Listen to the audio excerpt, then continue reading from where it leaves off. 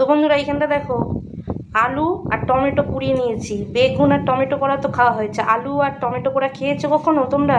যদি খেয়ে থাকো কমেন্ট করে জানিও। তো এই উনুনে পুড়িয়ে নিয়েছি, তো দেখো কত সুন্দর পুড়ে নরম হয়ে গেছে। আর এইখানটা দেখো তার জন্য কী কী নিয়েছি, শুকনো লঙ্কা পোড়া, নুন আর পেঁয়াজ, আর সঙ্গে থাকবে কাঁচা সর্ষের তেল। তো এইগুলোকে ছাড়িয়ে নেবো, নিয়ে তারপরে মাখবো। এবার আমি নুন দিয়ে লঙ্কাগুলোকে ডলে নেবো, পেঁয়াজ টিয়াজগুলো ভালো করে মাখিয়ে নেবো এর সঙ্গে। আর এই দেখো আলু পুড়িয়ে ছাড়ানো হয়ে গেছে কত সুন্দর। এবার এইগুলোকে মেখে নেবো। তো এবারে এই টমেটোটা মিশিয়ে নিচ্ছি আলুর সঙ্গে, কাঁচা সর্ষের তেল দিয়ে ভালো করে সঙ্গে মিশিয়ে মেখে নেবো।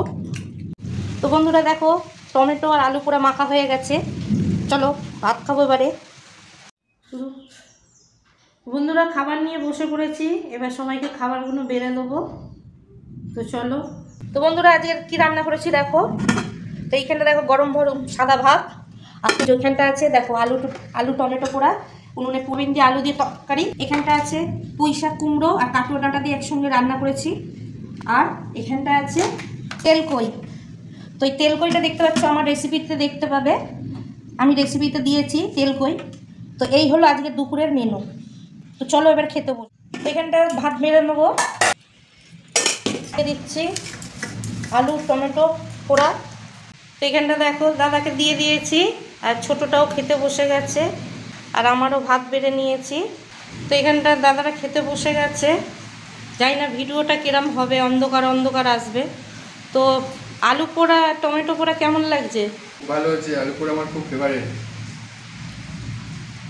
কিরে, তো চলো আজকের লাঞ্চটা এইভাবে সেরে নিই, অন্ধকারে বৃষ্টি হচ্ছে।